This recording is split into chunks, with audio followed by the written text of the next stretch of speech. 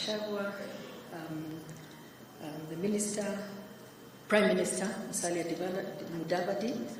Allow me to stand on the protocols observed, but Cabinet Secretaries, Public Secretaries, CAS President, Captains of Industry, distinguished guests, ladies and gentlemen, good morning.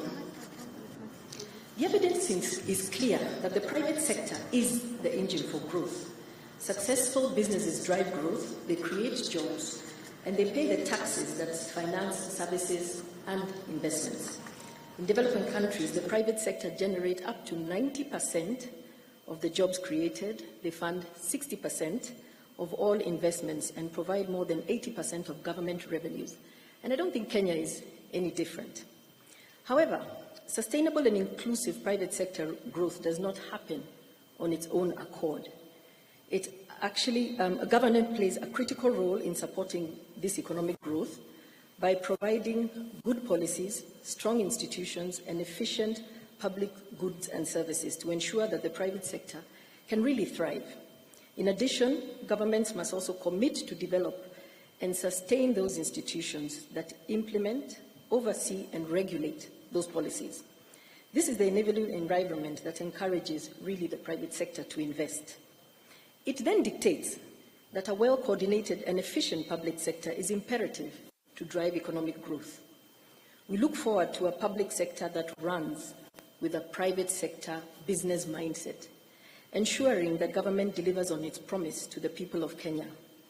Running Kenya as a business, suppose we would have Kenya Incorporated. This is what we look forward to, which is why today we celebrate performance management in this sector. And we congratulate the public sector on what they are doing this morning, celebrating public performance management.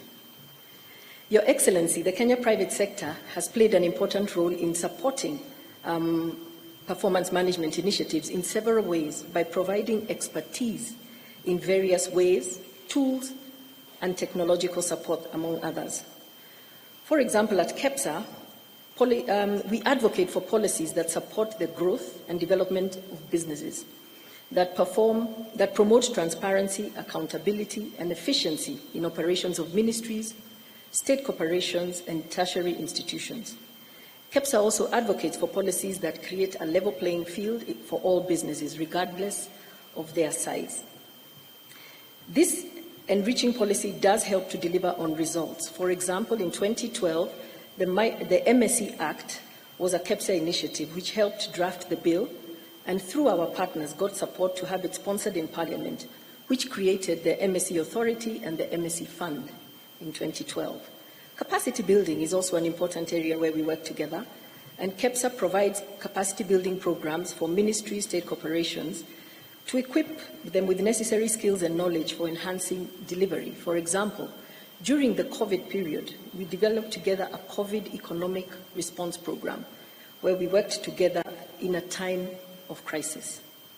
Public-private dialogue platforms, we provide a platform for public and private sector consultative dialogue on policy issues affecting the business environment. Through these platforms, stakeholders can share views and ideas and collectively develop solutions to develop common challenges. For example, we saw through the ease of doing business, Kenya moving from 156 to 56 in a period of 8 years. The e-government initiative is something, going paperless, that I'm passionate about, is something where we've been advocating, and together we are looking at solutions to do that. Business ethics and integrity, we provide training on business ethics and integrity to promote responsible business practices. This includes training on anti-corruption, responsible business conduct, and sustainability. For example, the Bribery Act in 2017 was actually fully sponsored and developed by Safaricom. So corporate governance, we have we partner with government to deliver better governance. In 2018, we had the MCAC, Multi-Stakeholder Initiative, where all arms of government went to Bomas to really look and commit on how we can reduce corruption. KICC also partners with other institutions to promote innovation and entrepreneurship, which can lead to job creation and economic growth, such as sharing best practices. We continue to share them, including including performance matrices, evaluation criteria, initiative structures that have been proven efficient in operational performance. We also collaborate in joint ventures by building partnerships. For example, we have a program, the Ajira program, that jointly we have implemented with the government, and by 2022 we have 1.2 million jobs that have been created. We have youth that are actually working right now in the public sector. I think we have 153 jobs that are digitizing the judiciary and has actually changed the way that the judiciary does its work. Monitoring and evaluation, while we may not be directly involved here, we conduct surveys in the private sector companies that determine our experiences of working in government, and this is what actually, which we suggest for areas of improvement. So, ladies and gentlemen, as I come to a conclusion, there are a few critical areas that require urgent attention from all stakeholders to improve public service performance. Number one is dealing with corruption and improving governance in public offices. This is an area that we've spearheaded through the Business Code of Ethics, Supplier Code of Ethics, the Bribery Bill, and we have done corruption risk mapping. We also have organizations such as the UN Global Compact that really promotes anti-corruption, using technology and encouraging innovation, promoting inclusivity and equitable access to opportunities, especially for the marginalized, youth, women and persons with disabilities, improving the welfare of public servants, remuneration, healthcare and housing, and finally, allow me, if I may, propose that perhaps top ministries from the CAS, the CAS, the PS, and down to director level should look at signing performance contracts that used to be there when we had actually begun this in 2004. Overall, the private sector continues to play its role as the engine for growth. We remain committed in supporting public sector performance by providing an expertise, tools, and technology that would help public sector organizations to improve performance and achieve better outcomes for citizens. KEPSA also appreciates all public servants and pledges to continue playing a critical role in assisting them in improving their performance. Congratulations to all those this morning, and we can't wait to see what the rankings are. Thank you.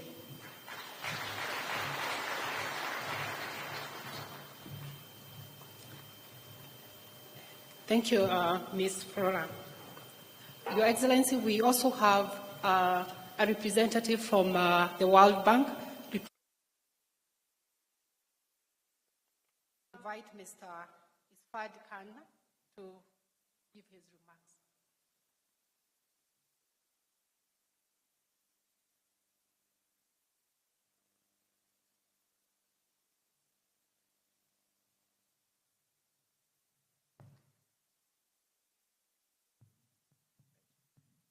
President of the Republic of Kenya, His Excellency, Cabinet Secretaries, Members of Parliament, Principal Secretaries, distinguished guests, ladies and gentlemen, Karibu.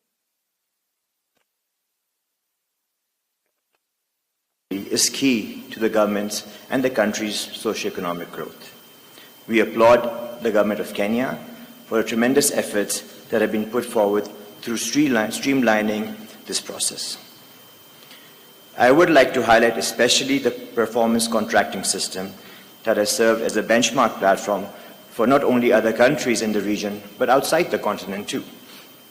We congratulate all the ministries, departments, and agencies that have participated in this process and identify areas that are working well, but also those that need a little bit more attention. The government of Kenya has been advancing reforms on strengthening service delivery performance, supported from the World Bank to the recently closed Kenya Devolution Program. We continue work with the Kenya Accountability Devolution Program, funded by multiple development partners, many of them that are here, and technical assistance in the development of Kenya Integrated Performance Management Policy. We would like to appreciate especially our development partners, the Danish Age Development Agency and the British FCDO, for having partnered with the World Bank to provide this support.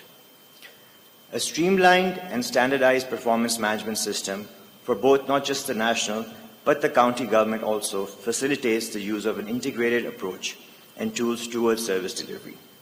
The linking of planning, budgeting, work planning, performance contracting, staff appraisal, M&E, coupled with an incentive system, is critical for completing the value chain in service delivery, as we have seen in best-case performances around the world. Lastly, but also very importantly, it's important to clarify the mandates of the various ministries, departments, and agencies to correct any overlaps that may exist, to look at the requisite organizational structure, and the skill mix for each of the MDAs to deliver on their mandate. But I guess most importantly, a robust citizen engagement mechanism helps to strengthen the delivery results for the Wanjiku, which are the ultimate client for all of this work. It is for these reasons, Excellency, that we encourage the Government of Kenya to advance with the implementation of this policy and also have a legal framework around it to kind of strengthen it in the long run. It will definitely become a game changer in the approach in managing performance across the public service, both at the national and the county level, and show a way forward for other countries struggling with similar issues. Excellency, the adoption of an integrated whole-of-economy approach towards service delivery performance will require your continued leadership, vision, and support. We from the World Bank side like to affirm our commitment to continue working on this both at the national and county levels. I wish you and all of us the best of luck as we continue on this journey. Thank you once again.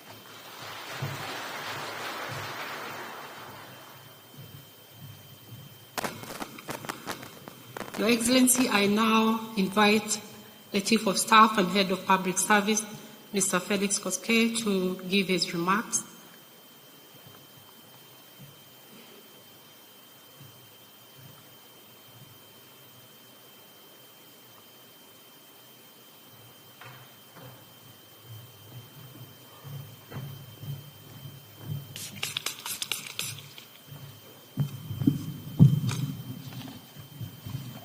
Your Excellency, the President of the Republic of Kenya, Your Excellency, the Deputy President, Your Excellency, the Prime Cabinet Secretary, Cabinet Secretaries present, Principal Secretaries and Senior Government officials, ladies and gentlemen, I feel greatly honored to participate in this very momentous event that epitomizes the government's resolve and commitment be held accountable for its decisions and actions. There cannot be a greater measure of boldness and honesty. I commend the Principal Secretary and her team under the leadership of the Prime Cabinet Secretary for putting this event together. Your Excellency, the release of the report on evaluation of the performance of ministries, state corporations and tertiary institutions marks a key milestone in the governance and management of public service institutions. The role of performance evaluation in the instilling the principles and values expressed in Article 232 of the Constitution cannot be overemphasized. Your Excellency, public institutions have been entrusted with the custody and management of enormous resources and power on behalf of the citizens who in turn have expectations that their resources will be managed transparently and for their benefit. Holders of public offices must therefore be held accountable for results and for how they use these resources.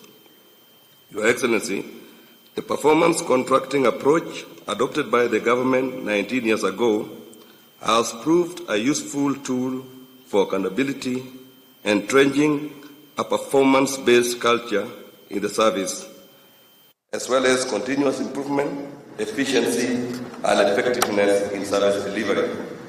It gives us an objective yardstick for examining and questioning our attitude and approach to public service and thinking deeply on what it means to be a public servant.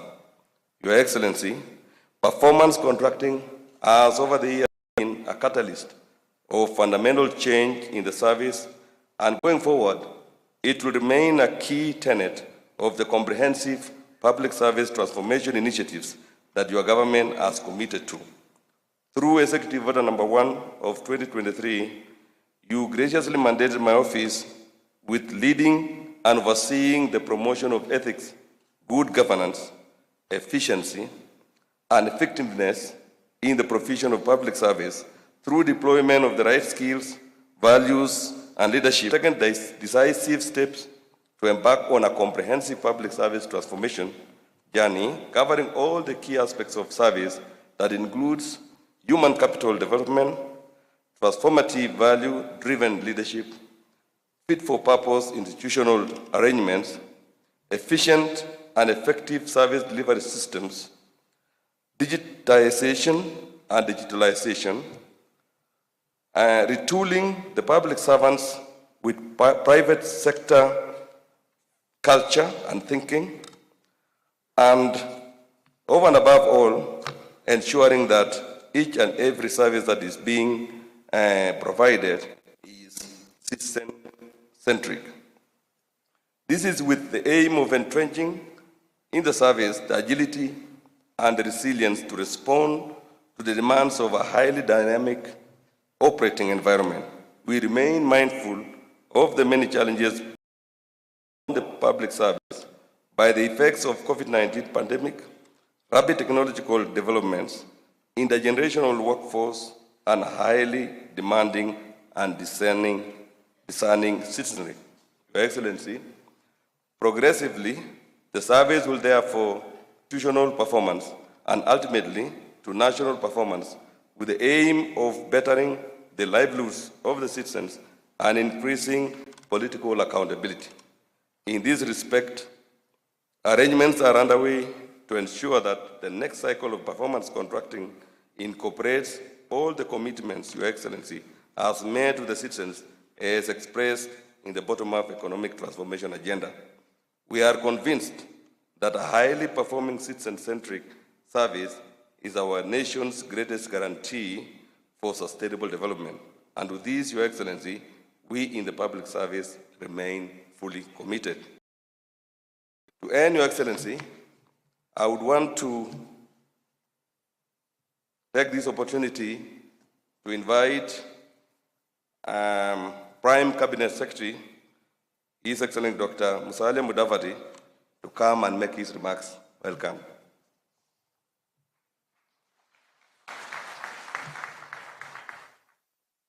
Sorry, the Cabinet Secretary in charge of Public Service and Gender and Affirmative Action. Welcome.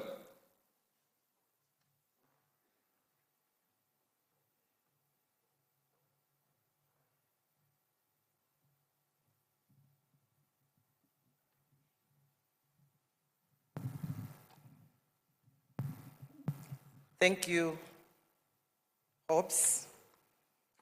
Your Excellency, the President of the Republic of Kenya, Dr. William Samoei Ruto, Your Excellency, the Deputy President, Honorable Rigathi Gachagua, Prime Cabinet Secretary and the host, Honorable Musalia Mudavadi, Cabinet Secretaries, Principal Secretaries, other senior government officers, ladies and gentlemen, good morning. The official release of the report on evaluation of the performance of ministries, state corporations, and tertiary institutions for the financial year 2021-2022 is a key milestone in the calendar of events in the performance contracting cycle in the public service. Indeed, the large number of guests present here today is a clear proof of importance accorded to this exercise. Your Excellency, our role of the public service is to formulate, interpret, and implement the government's policies, programs, and projects to improve the livelihood of citizens. Transformation of public service in terms of attitudes, culture, and management approaches is a necessary condition to undertake this vital role in order to ensure delivery of quality services to the citizens commensurate with the taxes that they pay. One of the successful performance management approaches that Kenya has adopted for the last 19 years is performance contracting, a tool that has ensured a shift from processes to tangible results in public service. This has in turn ensured efficiency and effectiveness in the delivery of public services. Your Excellency, the Kenya Vision 2030 identified performance contracting as one of the public service reforms that would intensify efforts toward building a public service that is more citizen-focused and results-oriented. The adoption and implementation of performance contracting in public service supported the initiative of performance management has ensured that public institutions consistently deliver their mandates. This is supported by the fact that performance contracts for the MDAs incorporates key national priorities as well as global development. As the saying goes, what gets measured gets done. And the reverse is true. What does not get measured does not get done. This is why the public service has embraced performance contracting as a yardstick for measuring the impact of service delivered to the citizens. In view of these arrangements are in place to ensure that next cycle of performance contracting, which will be the first under the Kenya Kwanza administration, commencing on 1st July 2020, beginning of the year. Your Excellency, na wadau wote, kazi imeanza.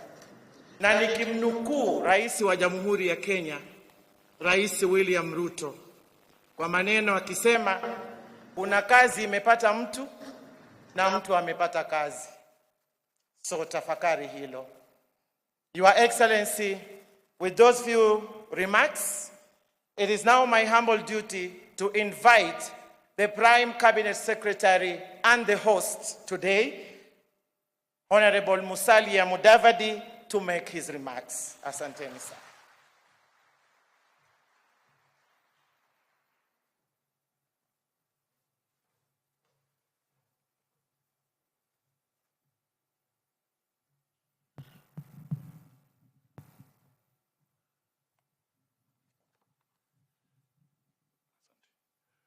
Your Excellency, the President of the Republic of Kenya, Dr. William Samoei Ruto, Your Excellency, the Deputy President, Honorable Rigathi Gachagua, my colleague Cabinet Secretaries, Members of Parliament, Members of the Judiciary, Principal Secretaries, representatives of the Council of Governors, state corporations, and all senior government officers here present, ladies and gentlemen, fellow public servants. Your Excellency, I will seek your indulgence to speak slightly longer than my colleagues, because I think today is an extremely important day for the entire public service and for Kenya in regard to service delivery. So here are my remarks. It gives me great pleasure to welcome you to this important occasion for the official release of the 18th cycle report on evaluation of the performance of ministries, state corporations, and tertiary institutions for the financial year 2021-2022. I really emphasize that 2021-2022. Please underscore that because the new government has just stepped in, so the results that you are seeing is because government is in perpetuity and we are releasing the results as they were in that financial year. Your Excellency, the Kenya Vision 2030 guides the development of a robust, well-functioning, citizen-focused, and result-oriented public service as a key foundation for economic growth. To this end, Your government is committed to facilitating creation of an environment that fosters Kenya's transformation process as a transformation agenda, in short, better, and the Kenya Kwanza Manifesto. This will be done by sustaining the upscaling of gains made through the deepening of devolution, public sector reforms, and enhanced infrastructure development, socioeconomic development. Your Excellency, performance contracting has increasingly become an important tool for improving public sector performance. If implemented well, it is an instrument that should assist the country achieve its long-term economic development policy goals. To this extent, performance contracting has been embedded in the public service for 19 years now and codified through the Public Service Commission Performance Management Regulations of 2021 as a means of managing performance in the public service. Your Excellency, the first level performance contracts are signed annually in tandem with the government's budgeting cycle between yourself and the respective cabinet secretary, after which they are cascaded downstream institutions. So in a few weeks' time, we shall be signing performance contracts with you. Your Excellency, whereas implementation of performance contracting has been on course, its potential is yet to be fully realized to ensure that all public servants are working towards the common good of the country. Invariably, performance of the public service must then be integral in driving the economic transformation agenda as an offshoot in realizing the Kenya Vision 2030 that seeks to transform Kenya into a globally competitive, prosperous country. But, and we are 7 years short of Kenya Vision 2030. A conversation around Kenya's Vision 2063, when Kenya turns 100 years old, must begin. Meanwhile, the rallying call in performance contracting, as Aisha has said, is what gets measured, gets done. Adoption of performance contracts ought to establish uniformity, consistency, and objectivity in measuring public service performance. Hence, its implementation must henceforth fast-track the linkage between planning and budgeting phases to clear outputs and outcomes. Your Excellency, upon implementation of performance contracts in the public service in 2004, economic growth rose to a record 7.1% in 2007 from 0.6%. Second runners-up award for Best Innovation in Citizen-Centered Service Delivery, Public Service Day held in Zimbabwe, instigated the Kenyan model of performance contracting in the management of their public service. Performance management the world over has been evolving, and I am informed the same renewal takes place in Kenya.